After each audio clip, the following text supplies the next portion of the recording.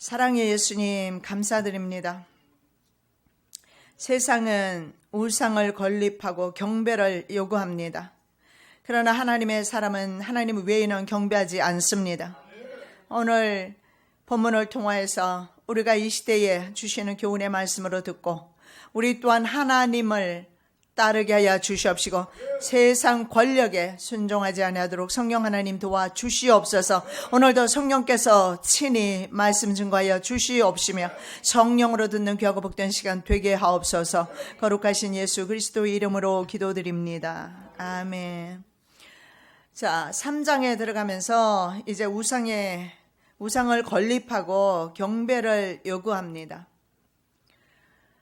오늘 1절에서 7절 말씀까지는 세상 제국은 우상 숭배를 강요한다는 것입니다. 바벨론 왕입니다. 느부갓네살은 자신의 꿈을 통해서 자신의 나라를 포함한 세상의 모든 제국들이 한 돌에 의해서 산산조각 나는 것을 꿈으로 봅니다. 그리고 이것은 하나님의 사람에 의해서 해석되어집니다. 그리고 마지막에 한 돌, 산에서 채석된 한 돌에 의해서 이 신상이 깨어지는 것을 봅니다. 그럼에도 불구하고 자신의 제국의 영속성, 영원히 자신의 제국의 번영을 누리기 위해서 금신상 우상을 세웁니다. 그리고 절하게 만드는 국가적인 그런 경배 의례를 제정합니다. 왜냐하면 우리의 인간의 마음속에는 항상 높아지고자 하는 마음이 있고 번영하고 잘되고자 하는 마음이 있기 때문에 그것을 위하여 흔히 사람들은 예수님처럼 내게 절하면 이 모든 만국을 너에게 주겠다. 예수님은 거절합니다. 그러나 사람들은 거절하지 못합니다. 그게 권력의 묘미인 것 같습니다. 나는 권력을 만져보지도 못했지만 그러나 그것이 권력의 묘미입니다. 그러나 내 마음속에 있는 교만과 높아지고자 하는 마음을 보면 그들의 마음을 이해할 수가 있습니다. 그래서 우리는 날마다 쳐서 복종시키는 은혜가 얼마나 큰지, 얼마나 그 사랑이 큰지. 며칠 전에 기도하는데 하나님께서 나보게 이래요. 너는 내게 은총을 입었다 그래요. 그래서 내가 그런 말을 했어요. 하나님 은총 입지 않은 사람이 어디 있습니까? 제가 그랬어요. 그랬더니 하나님이 다시 한번 강조해서 너는 내게 크게 은총을 입었다. 특별 은총을 입었다. 이 말씀이에요. 여러분 우리 모두가 하나님의 특별 은총을 입었습니다. 그래서 제가 아무 할 말이 없더라고요. 하나님께서 그렇게 말씀하세요. 내가 너를 붙들어 사용하고 있지 않느냐. 이것이 내가 너와 함께하는 증거고 너를 사랑하는 증거가 아니냐. 무슨 할 말이 있습니까? 하나님께서 나를 사랑하신다는데, 창조주 하나님께서 만왕의 왕께서 나를 사랑하신다는데 무슨 말이 필요하겠습니까? 무슨 결핍이 있고 궁핍함이 있고 더 이상 무슨 필요가 있습니까? 세상에 필요한 것은 아무것도 없습니다. 에스더가 왕비가 되었습니다. 그것도 제국의 왕비가 되었어요. 작은 나라도 아니고 페르시아의 왕비가 되었는데 에스더에게 무슨 다른 것이 필요합니까? 마찬가지입니다. 하나님은 우리의 모든 것이 됩니다. 하나님 한 분만으로 만족하시기 바랍니다. 그래서 그는 다니엘의 꿈의 해석을 받고 감동도 받습니다. 그래서 하나님을 예배하는 거, 하나님을 섬기는 것은 감동을 안 됩니다. 깨닫는 거 다른 종교도 다 깨달아요. 도를 닦는 거 도 다 닦습니다. 경지에 어느 정도 이르릅니다. 그것이 인간의 한계입니다. 그 이상은 안 돼요. 영은 영으로 분별되고 영은 영이고 육은 육입니다. 육의 사람이 영의 경지에 오를 수는 없는 법입니다. 성령의 사람이 바로 성령과 함께 사는 것이지 육의 사람이 성령과 함께 살지는 못하는 것입니다. 그래서 이 사람은 감동받아요. 다니엘이 해석하는 거 보면서 감동을 받습니다. 그래서 만군의 여호와 하나님을 찬양합니다. 그는 왕중왕이다. 그리고 다니엘에게 무릎을 꿇습니다. 포로로 잡아온 소년이잖아요. 그에게 무릎을 꿇습니다. 말씀 봅니다. 이에 느부갓네살 왕이 엎드려 다니엘에게 절하고 명하여 예물과 향품을 그에게 드리게 하니라. 왕이 대답하여 다니엘에게 이르되 너의 하나님은 참으로 모든 신의 신이시여 모든 왕의 주제시로다. 내가 능히 이 은밀한 것을 나타내었으니 네 하나님은 또 은밀한 것을 나타내시는 자시로다. 고백할 거 지금 다 하고 있어요. 참 똑똑합니다. 하나님은 아는 것으로 안 돼요. 지식으로 안 됩니다. 가룟 유다를 보십시오. 예수를 몰랐습니까? 3년이나 봤는데, 3년 동안 기적을 체험했는데, 죽은 자를 살리는 걸 봤습니다. 나사로 4일 동안 죽어 있었는데 나오는 거 봤습니다. 그래도 예수 버려요. 무엇입니까? 육은 육입니다. 영은 영입니다. 영의 사람이 되지 않으면 소망이 없다라는 사실을 오늘 느부갓네살 왕을 통해서 볼 수가 있어요. 그는 이렇게 말해요. 다니엘에게 절합니다. 그리고 이렇게 말해요. 너희 하나님은 너희 하나님, 여기 조금 걸리긴 해요. 나의 하나님이라고 고백하면 좋을 텐데, 너희 하나님은 진짜 신 중에 신이구나. 자기도 신이잖아요. 너희 하나님이 진짜 신이다. 모든 왕의 주제시다 고백하지만은 이건 역시 육의 소리지 영의 소리는 아니었던 것 같습니다. 그리고 그는 7년 동안 광인이 되어 들과 산으로 헤매게 되었습니다. 그리고 누가 진짜 왕인지 깨닫게 되고 만왕의 왕이신 하나님께 영광을 돌립니다. 사람들에게 쫓겨났어요. 들짐승과 함께 구했습니다. 소초는 풀을 먹었어요. 하늘에 이슬에 젖었습니다. 7년 7대 7년 동안 그렇게 광인으로 지냅니다. 그 사이에 그는 지극히 높으신 하나님께서 인간 나라를 다스린다. 자기가 아니라는 거죠. 깨닫게 됩니다. 그리고 그렇게 말합니다. 그 기한이 참에 나 느부갓네살이 하늘을 우러러 보았더니 7년이 지난 거죠. 내 총명이 다시 내게로 돌아온지라 이에 내가 지극히 높으신 자에게 감사하며 영생하시는 자를 찬양하고 존경하였노니 그 권세는 영원한 권세요. 그 나라는 대대에 이르리로다. 높으신 자에게 감사, 영생하시는 영원히 살아계신 하나님을 고백하고 있어요. 이거 아무나 고백하는 거 아니지 않습니까? 사람은 망각의 동물입니까? 다 잊어도 괜찮아요. 정말 치매가 와서 자식을 잊어도 괜찮으나 하나님을 잊는 순간에 그는 불행한 인생이 될 것입니다. 라틴어 진실이라는 단어의 반대말은, 진실은 원래 거짓이 조회되잖아. 반대말이 라틴어에서는 진실의 반대말이 망각이랍니다. 그래서 무슨 말이냐면 진실은 망각되지 않는다는 사실입니다. 그러면 망각된다는 것은 그건 진실이 아니라는 겁니다. 바로 성경에는 내가 진실이다, 내가 진실로 표현한 곳이 많죠. 진실로. 진실은 진리 대신 예수님을 가리킵니다. 그래서 진리는 절대로 망각될 수 없는 것입니다. 왜 그렇습니까? 하나님의 영으로 내가 경험되어진 것이기 때문에 이건 잊고 싶어도 잊을 수가 없어요. 왜냐하면 사도 바울의 말한 것처럼 뭐라고 말합니까? 내 몸에 예수 그리스도의 흔적이 있어요. 옛날에 종에게는 흔적을 남깁니다. 불에 지져버리잖아요. 그렇게 해서 이 사람은 우리 집 종이다 해서 흔적을 남기는 것처럼 사도 바울은 나는 예수 그리스도 피로 육체의 피부에 흔적을 남기지는 않았지만 나는 내 심령 속에 예수의 흔적이 있다. 여러분 예수의 흔적 가지고 있습니까? 언제부터입니까? 사도 바울은 다메섹 도상에서 예수의 흔적을 가졌습니다. 예수의 흔적이 있을 때 그가 비로소 영의 사람이 되는 것입니다. 권자로 다시 돌아왔습니다. 느부갓네살은 하나님이 왕이라는 사실을 전혀 생각하지 못해냅니다. 아니요, 일부러 있겠지요. 자기의 부귀 영화를 위해서, 자기 나라의 영원을 위해서, 영원한 나라 되기를 원해서. 그래서 잊어버립니다. 즉 그는 진리의 하나님을 경험하지 못한 것입니다. 말씀으로 하나님을 양육받지 못했던 것입니다. 3장에는 자신 위에 왕을 인정하는 그런 겸허한 모습이 전혀 없습니다. 이제는 누구든지 내가 세운 우상에게 절하지 않으면 다 불속을 집어넣으라고 말합니다. 거기에서 어디 그런 겸허한 모습이 어디 있습니까? 하나님의 자녀의 모습은 전혀 온데간데 없습니다. 그것은 옥토 위에, 영적 토양 위에 신앙이 아닌 것을 보게 됩니다. 역시 가시밭 아니면 돌짝밭 이런 밭의 그런 신앙이었던 일시적인 신앙, 자기 기분에 따라서 믿는 신앙이었던 것 같습니다.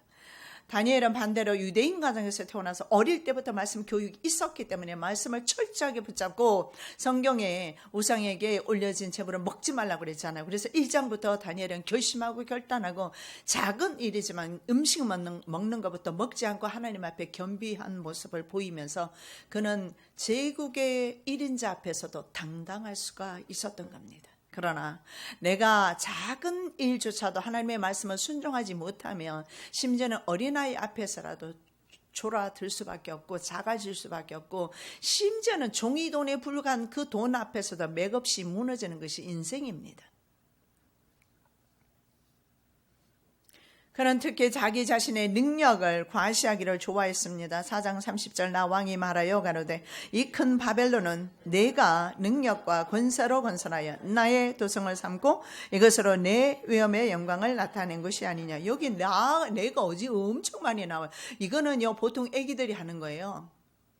나 누구가 우리 딸이 어릴 때 꼭 말할 때 그래요. 엄마 내가 하면 되잖아요. 내가를 빼고 엄마 유진이가 어땠고요. 이게 지금 독립심이 좀 강한 아이들이 자기를 많이 나타내는 것 같아요.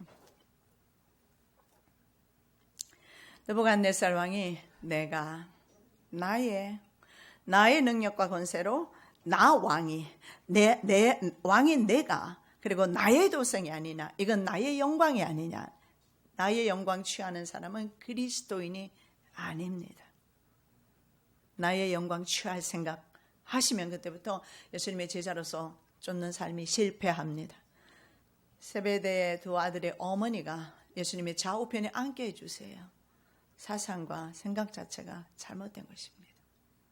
예수님의 대답은 십자가를 져라. 십자가를 네가 진다 할지라도 좌우편에 앉는 것은 하나님의 좌우편에 앉는 것은 하나님이 정하시는 일이다. 시리아 원정기라는 역사적 문헌을 볼 수가 있는데 이렇게 말합니다. 내가 레바논으로 원정을 조직했고 내가 나라의 대적을 물리쳤고 내가 흩어진 자를 돌아오게 하였다. 자기 자신이 자신감 있게 말해요. 왜 그러느냐면 그는 날개에 달린 사자 아닙니까? 자기가 가면 무조건 정복이 다 되었거든요. 그래서 교만 방자하게 굴 수밖에 없었어요. 7년 동안 광인이 되어도 7년이 부족했던 것 같습니다. 짧은 시간에 주님을 영접하고 주님을 따르기로 결심하고 결단하고 나간다면 그 사람은 참으로 행복한 사람입니다. 주님을 영접하는데 뭐 그렇게 오랜 시간이 필요하겠습니까? 일평생 필요할 시간을 투자할 필요는 없지 않습니까? 예수님을 만나는 것은 순간적으로 이루어지는 것이고 그리고 그 뒤로는 예수님을 사랑해서 그냥 따라가는 것이지 사실은 주님을 만나는 것은 순간입니다. 주님을 10년 깊숙이 만나시기를 예수님의 이름으로 축복합니다. 그러면 그때부터는 내가 빠지고 항상 예수님이 내 입에서 나오게 되고 내가 삶의 모든 환경에서 예수님을 나타내게 되고 예수님을 자랑하게 되고 예수님을 선전하게 되어 있어요. 예수가 없는 사람에게 전도하라 그러면 그 말도 안 되는 소리예요. 아직 걷지도 못하는 아이 보고 뛰어가라 달려가라고 말하는 것과 같습니다. 그래서 저는 그것을 벌써 젊었을 때 다른 사람 목회하면서 실수를 통해서 저는 경험을 했어요. 그래서 억지로 끌고 싶은 생각은 없습니다. 그럼에도 불구하고 제가 때로는 좀 강하게 끄는 이유는 때가 임박했고 심령으로 돌이키라는 것입니다. 왜냐하면 심령으로 돌이키고 성령으로 돌이키기만 하면 순간에 모든 것이 다 거기에 해답이 있고 모든 것이 거기에서 다 이루어지기 때문에 그때부터는 있잖아요. 그 사람을 믿어도 됩니다. 사업 파트너로 믿든지 하든지 친구로 하든지 여러분이 무엇을 하든지 간에 그때부터는 시작해서는요. 그 사람을 믿어도 돼요. 왜냐하면 육체를 믿는 것이 아니라 그 안에 있는 성령님께서 믿으실만 하니까. 사람은 절대로 신뢰할 수가 없어요. 그죠? 말 참 잘 지어놨어요. 화장실 갈 때 다르고 특히 좀 급할 때는 말입니다. 그죠? 갈 때하고 나올 때가 차이가 완전히 다르잖아요. 그죠? 경험 안 해보셨어요? 안 웃으시는 분들은? 그래서 우리 인간은 이렇게 있잖아요. 잠깐 화장실 들어가는 거 금방이죠. 나오는 거 금방이잖아요. 이렇게 변하는 게 인간이란 말입니다. 성령께서 그 안에 계시면 변하지 않습니다. 변할 수가 없죠. 만일에 변한다면 우리가 예수 믿을 이유 없습니다. 하나님이 그렇게 쉽게 변한다면 변치 않으십니다. 영원 전부터 영원까지 영원히 계시는 하나님이십니다. 그는 바벨론 도의 두랍 형제의 금신상을 세웁니다. 우상에게 절하도록 정복한 모든 나라들, 모든 국가, 모든 민족의 사람들에게 명령을 내립니다. 그리고 정복에 대한 성공과 자신감을 나타내고 있습니다. 모든 국민들은 감사의 표시로 그가 세운 우상, 그 금신상이 바로 그 나라의 주신인 벨신을 모양을 이라고 합니다. 그래서 벨의 우상 금신상에게 절하게 했습니다. 높이와 너비가 어느 정도냐면 60규빗 그리고 6규빗입니다. 이것은 엄청난 게 커요. 30m와 3m입니다. 우리 사람의 키가 보통 2m 넘어요? 안 넘지요. 30m면 엄청 큰 거잖아요. 근데 보통 당시에 바벨론과 페르시아 제국이 동상들을 많이 세우는데, 이런 신상들을 세우는데 5m 아래로 세운답니다. 근데 이것은 가공할 만한 큰 신상을 세웁니다. 이것은 바로 하나님을 대적하고자 하는 마음에서 나오기 때문에 할 수 있으면 높이 올리려고 합니다. 오빌리스크가 그렇지 않습니까? 그래서 역사가 헤로도투스는 이 신상이 22톤의 금으로 만들었다 이렇게 말하지만 성경에는 그렇게 말하지 않잖아요. 머리만 금이라고 말해요. 나머지는 철과 진흙 이런 것으로 철, 진흙 이런 것으로. 그래서 대부분은 도금일 것이다 그렇게 말합니다. 대부분의 그래서 학자들은 느부갓네살이 자신에게 승리를 가져다 주신 벨에게 감사해서 세운 신상이라고 생각을 합니다. 예를 들어서 이집트의 람세스 바로 왕이죠. 바로 왕은 자신의 동영상을 만들어 섬기게 했다라고 합니다. 그러나 페르시아라든가 수메르라든가 바벨론, 아수르야 이런 등지의 제국의 왕들은요, 자신의 우상을 세우는 것보다는 자신들의 주신의 우상을 세운답니다. 그 주신이 바로 여기는 벨입니다. 마르둑도 있고. 그래서 벨신이다 이렇게 봅니다. 금신상에서 바벨론과 왕 자신이 금머리에 해당되기 때문에 절을 하게 하는 것은 왕 자신이 바로 하나님의 자리에 앉아버린 것입니다. 그리고 사람들에게, 자기가 통치하는 모든 백성들에게 이제 음악 소리가 나면 절해라. 자기가 바로 그 자리에 올라갑니다. 3장 4절 반포하는 자가 크게 외쳐 가로되 백성들과 나라들과 각 방언하는 자들아 왕이 너희 무리에게 명하시나니. 반포하는 자가 소리 지르죠. 여기 보면 백성, 나라, 언어. 그럼 무슨 말입니까? 방언이 언어가 다른 나라들, 다른 모든 민족을 포함하는 거죠. 절을 해야 합니다. 다인종, 다민족, 다문화 모든 민족들이 바로 우상에게 절해야 하는데, 이것은 바로 마지막 때 전 세계가 적그리스도에게 절해야 하는 것에 예표합니다. 세상 제국은 항상 절을 하게끔 합니다. 그들은 바로 제국 내에 그런 수많은 다인종의 사람들을 하나의 종교로 통일하기를 원합니다. 그것이 바로 오늘 금신상입니다. 거기에 절하게 합니다. 그래서 제국은 특별히 다른 나라를 정복한 것이 제국 아닙니까? 제국의 특성상 그 인적 구성 자체가 여러 민족으로 되어 있고 여러 종교로 되어 있습니다. 그래서 그들에게 가장 필요한 것은 종교 통합이 필요합니다. 왜냐하면 종교만큼 그 정신 세계를 지배하는 것이 없기 때문에 그렇습니다. 그래서 모든 제국들은 국가 숭배 혹은 군주 숭배 이것을 하게 했어요. 아니면 주신의 숭배를 요구합니다. 오늘날 신세계 정부 또한 종교를 통합시키고 있습니다. 그래서 가톨릭과 WCC 등 개신교, 종교 일치운동, 신세계 정부의 글로벌 정책에 있어서 가장 중요한 핵심 정책 가운데 하나가 종교 통일입니다. 그래서 로마 가톨릭 교회와 개신교회가 이 일에 앞장서고 있습니다. 프란체스코 교황과 세계교회 협의회 WCC죠. 전 세계 종교 일치를 위해서 그들은 일하고 있어요. 하나님을 경배하는 자리에 있는 것이 아니고 자, 계시록 17장 3절에서 5절, 그 성령으로 나를 데리고 광야로 가니라. 내가 보니 여자가 붉은빛 짐승을 탔는데 그 짐승의 몸에 하나님을 모독하는 이름들이 가득하고 7 머리와 10 뿔이 있으며 그 여자는 자주빛과 붉은빛 옷을 입고 금과 보석과 진주로 꾸미고 손에 금잔을 가졌는데 가증한 물건과 그의 은명에 더러운 것들이 가득하더라. 그의 이마에 이름이 기록되었으니 비밀이라, 큰 바벨론이라, 땅의 음녀들과 가증한 것들의 어미라. 여러분, 음녀는요, 여자를 가리키는데 남편을 두고 음행하는 것을 가리킵니다. 그리고 여자는 성경에서 보통 교회를 상징합니다. 그래서 이것은 배교한 교회를 가리키는데 오늘날의 교회입니다. 로마 카톨릭을 포함한 교회들입니다. 이것이 요한을 통해서 이미 예언된 바입니다. 이것은 짐승을 타고 있다고 말합니다. 이 여자는. 이 짐승이 7 머리, 바로 10뿔 짐승, 세상 제국입니다. 바로 그 제국의 앞잡이 노릇을 하는 것입니다. 우리 일제시대 때도 목사들이 뭐였습니까? 부일 노역이라는 걸 했습니다. 자기 스스로 일본을 위해서 노동을 하면서, 그리고 신사 참배는 이거는 국가 의례지 신앙이 위배된 것이 아니다. 그리고 성도들에게 다 참여하게 만들었어요. 그래서 우리 민족은 이미 애석하게도 배도한 적이 있습니다.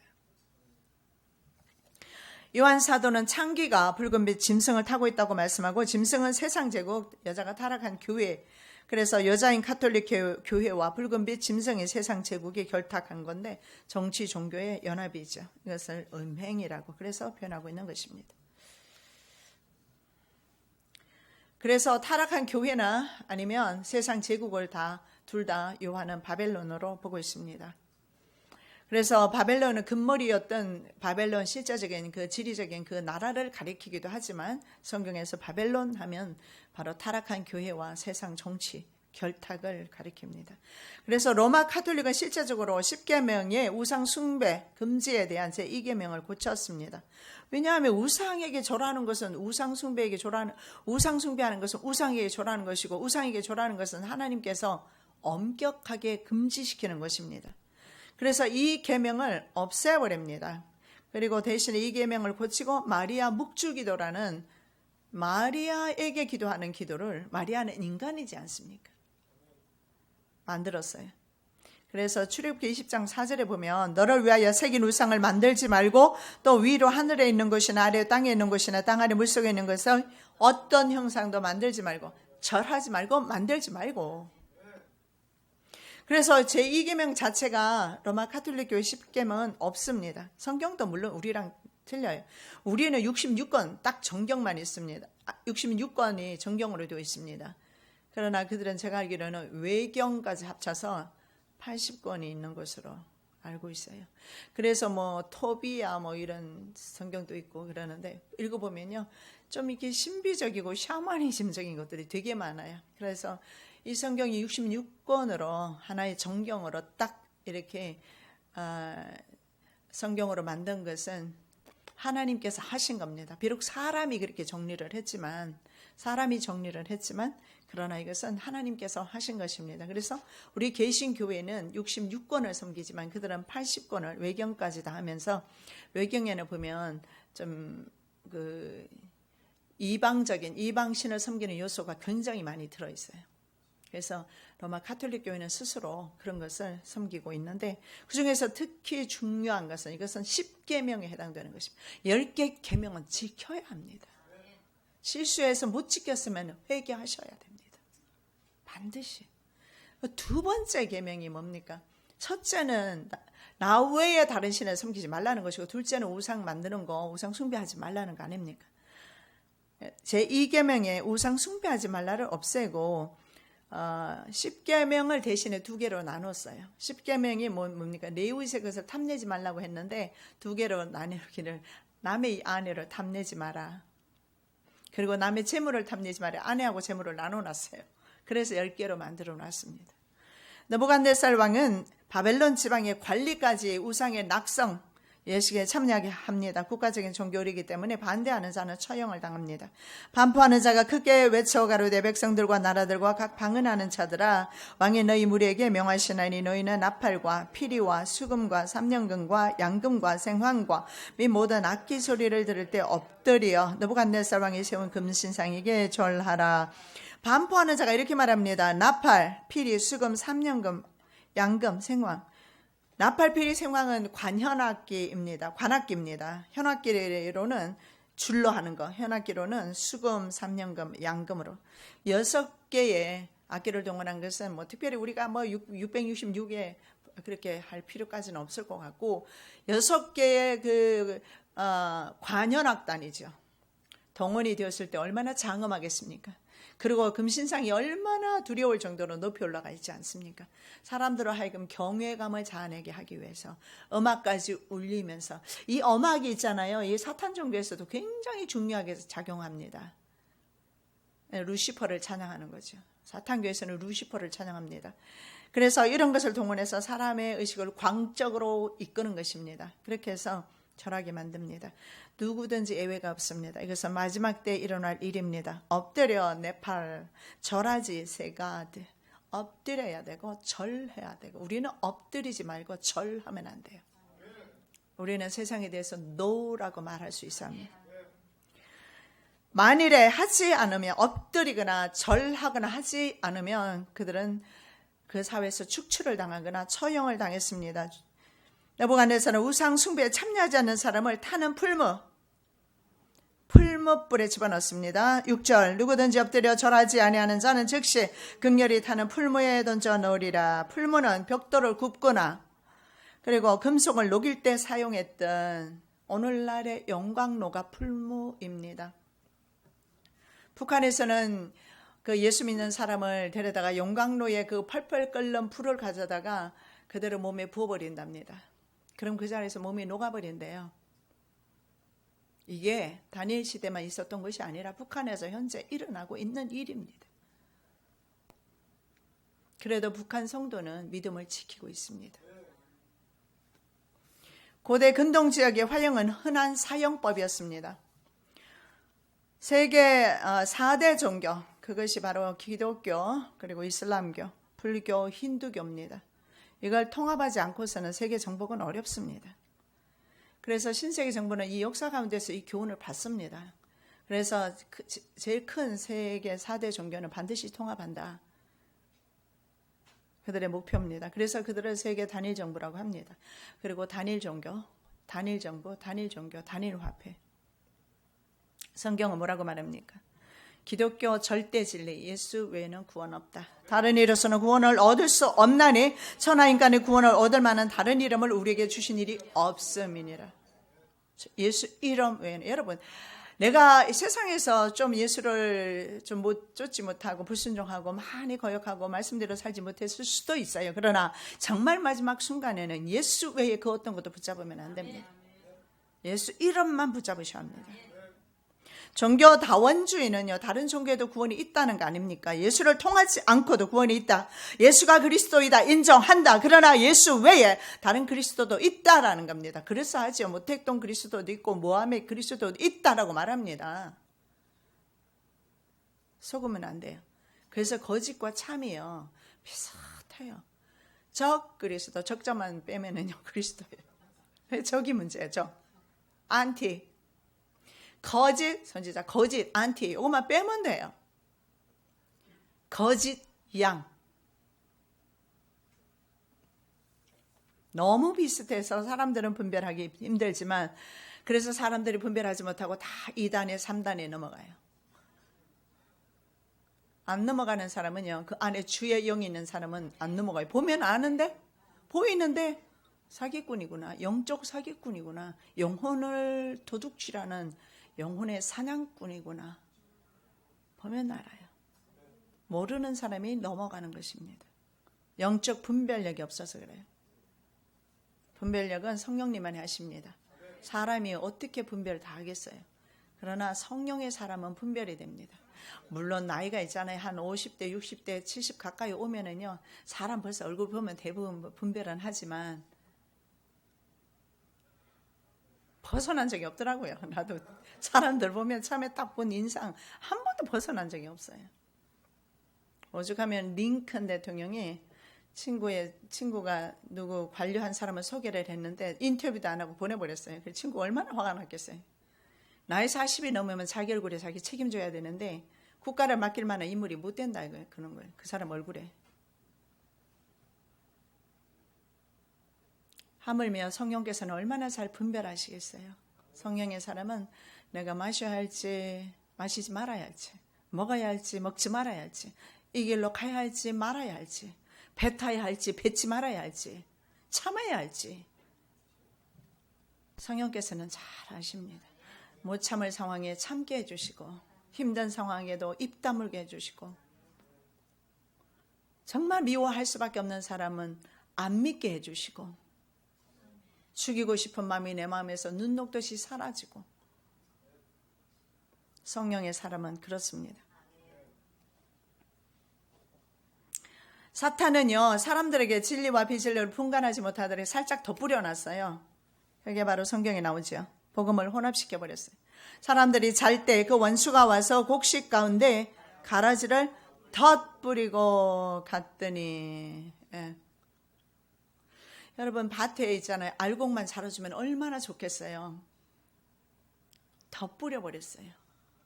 그래서 참으로 진리를 분간하기는 어렵습니다. 그럼에도 불구하고 우리가 진리 가운데 걸어갈 수 있는 것은 하나님의 능력입니다. 하나님의 은혜입니다. 그게 하나님의 사랑이지 뭐예요.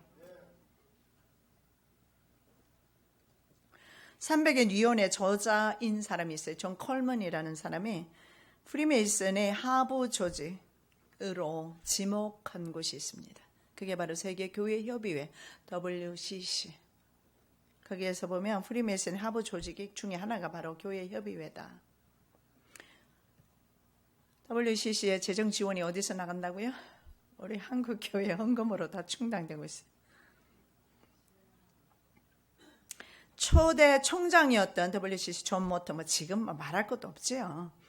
데이빗 록펠러 재단의 지원으로 그 사람은 성장되었고 그 자리까지 오른 사람이에요. 그리고 대부분의 WCC 역대 총장들이 전부 프리메이슨입니다. 그리고 WCC의 모처였던 기관이 있습니다. 세계 복음주의 연합이라는 게 있어요. 그것을 영어로 WEF라고 합니다. 1846년에 조직이 되었는데 어디에서 조직이 되었느냐? 프리메이슨 본부, 영국 연합 그랜드 라지라고 그래요. 그들은 라지에서 태동이 되었어요. 그러니까 우리 세계적인 교회 연합들은요 전부 프리메이슨 조직인 것을 볼 수가 있습니다. 그래서 헌금도 잘 하셔야 돼요. 우리 교회 좀 해주시면 좋을 텐데. 여러분이 선교 헌금 내시면 선교지로 보내고, 그러나 세상에 보면 이치가 그런 것 같습니다.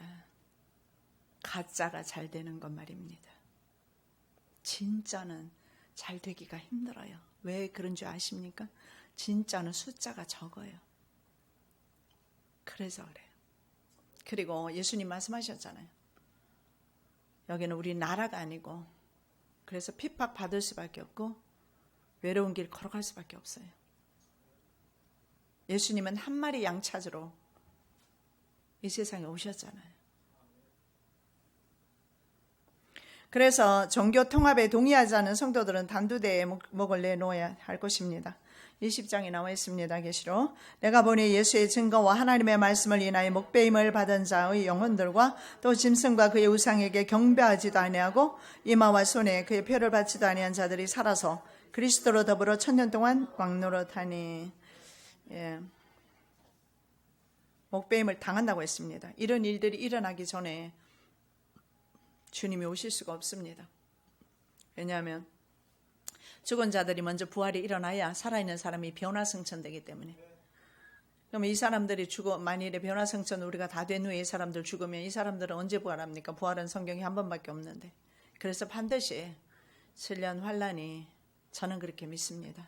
환란 전 휴거도 있습니다만은 이런 환란을 우리가 당하지 않을까 저는 그렇게 보고 있어요. 왜냐하면 성경에는 부활이 한 번밖에 없어요. 휴거는 서너 번 있던 상관이 없어요. 휴거는 나중에 이루어지는 거니까. 문제는 먼저 부활이 이루어져야 돼요. 그러면 창세 이래로 순교한 사람들이 부활이 먼저 일어날 겁니다. 하나님의 천만 성도가 먼저 일어나요. 그리고 살아있는 성도가 변화 승천해서 공중에서 주님과 함께 만납니다. 예수님은 성도들이 세상에서 분리된 사람이다. 그것을 다른 말로 하면 구별된 사람. 창세기 15장에서 아브라함이 약속을 끝까지 기다리지 못하고 하가를 취하지. 이거는 원망받아 마땅합니다. 자주 늘 나오는데 어쩔 수가 없어요. 왜냐하면 지금 그 중동에서 지금 세계 대전 날판인데 우리 아브라함 할아버지께서 좀 조금만 참으셨더라면, 조금만 좀 예수님 기다리셨더라면 이 세계 대전을 우리가 피하지 않았을까? 저렇게 증오 전쟁이 일어나지 않을 수도 있겠죠. 근데 인간 자체가 악해요. 그런데 15장에서 약속을 지키지 못하고 하나님을 배신하고 하나님의 약속의 말씀을 지키지 못했고 하가를 취한 뒤에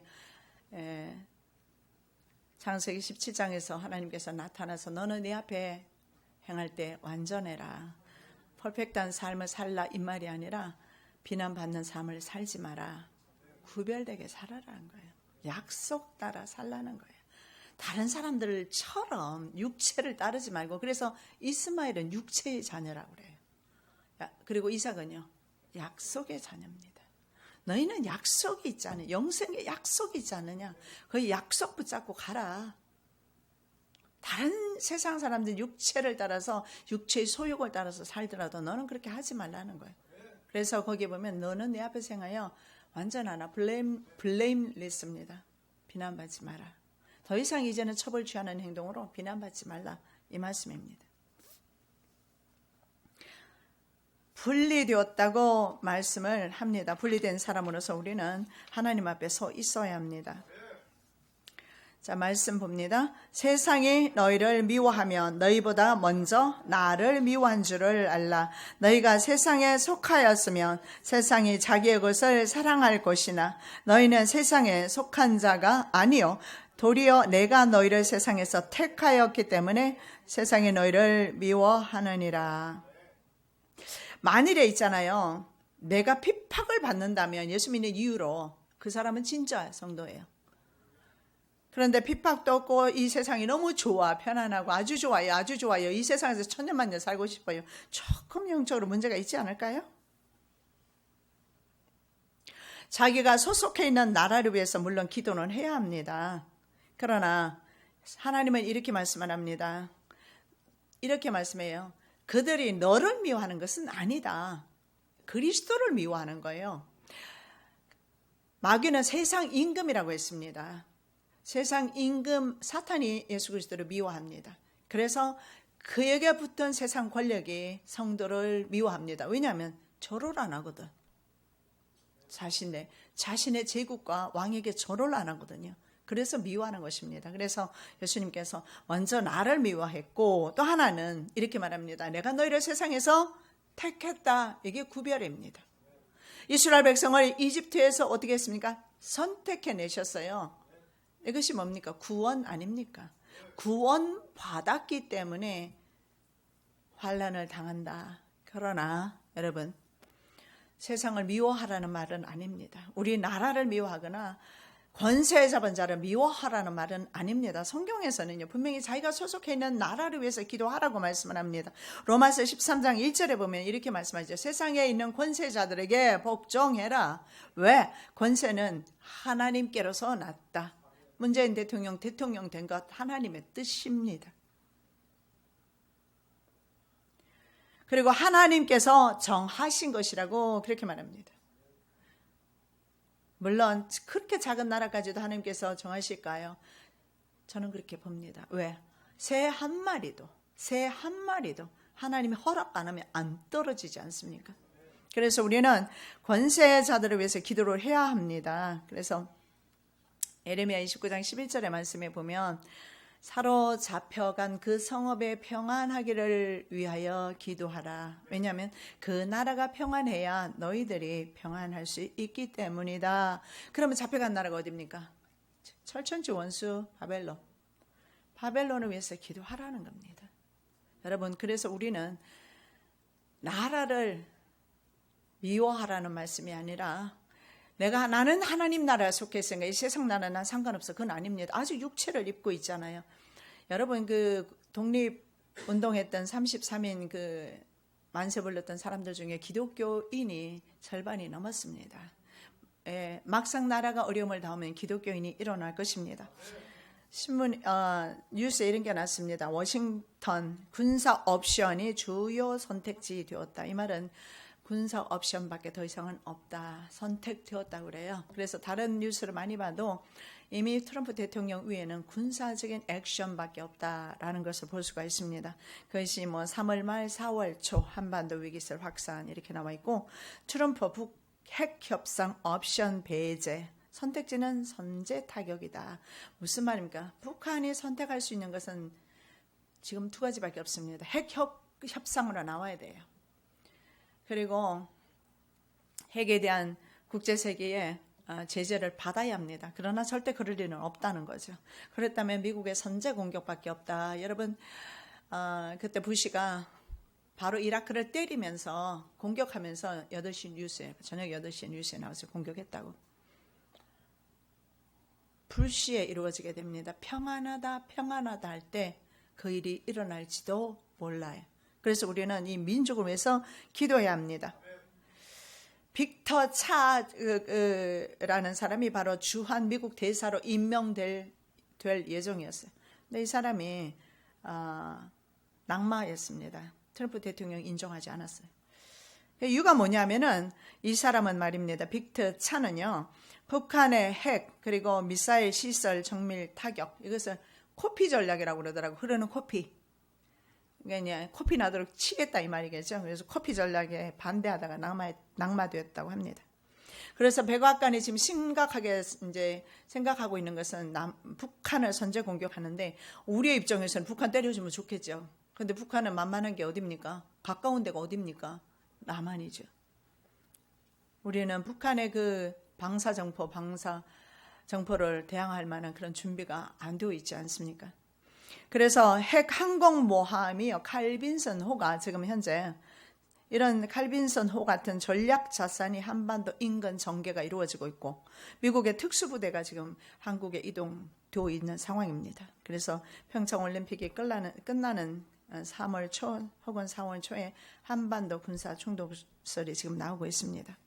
그러나 지난해 초 이맘때쯤에는 군사 옵션 외에도 다른 옵션들이 많이 있었어요. 그때 트럼프가 항상 했던 말이, 내 책상에는 많은 옵션들이 있다. 그런데 지금 선택된 것이 그들을 무력으로 다스리겠다는 것입니다. 그래서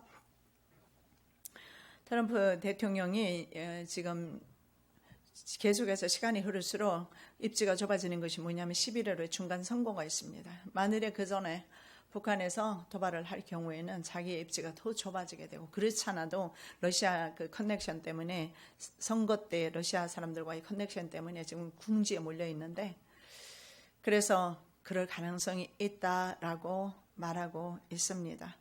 근데 저는요, 이 지금의 상황을 보면서 우리나라 대통령이 북한에 가서 정상회담을 한다고 하지 않습니까?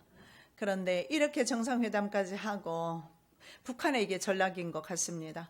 남한의 대통령도 만나주고 이렇게 하면서 아주 평화적으로 가는데, 미국에서 북한을 공격했다, 국제적인 비난을 면키 어려울 것입니다. 이것이 북한의 계략이 아닐까.